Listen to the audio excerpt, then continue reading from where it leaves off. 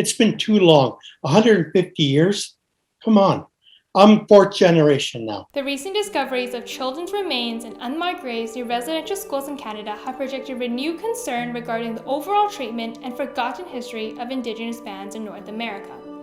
These ongoing discoveries place a harrowing spotlight on how public knowledge and records of the residential schools of history across North America barely scratch the surface of the agony suffered. The residential school system really damaged all our people in Canada, and we're living it today. Right now, I get anxiety. Right, I'm trying to control my anxiety. Despite the varied history and treatment of Indigenous bands in Canada and US, bands across the continent view effective education and recognition of their cultures as necessities for true reconciliation.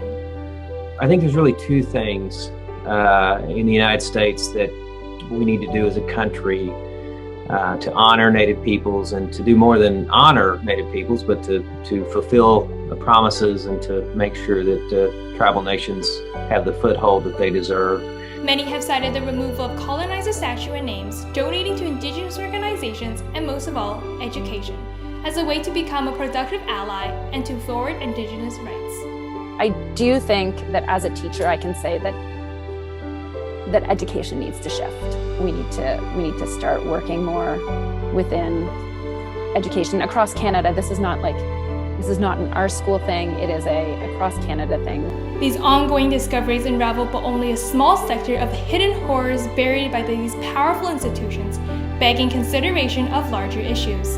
The truth is coming out now, and they can't stop it. Believe me, across Canada, everybody needs to get to that point where they talk about what happened to them, and if they don't, nothing changes. While some Indigenous nations continue to desire action and direct government communication, viewing it as an essential for true reconciliation, others are more optimistic and hopeful for the future.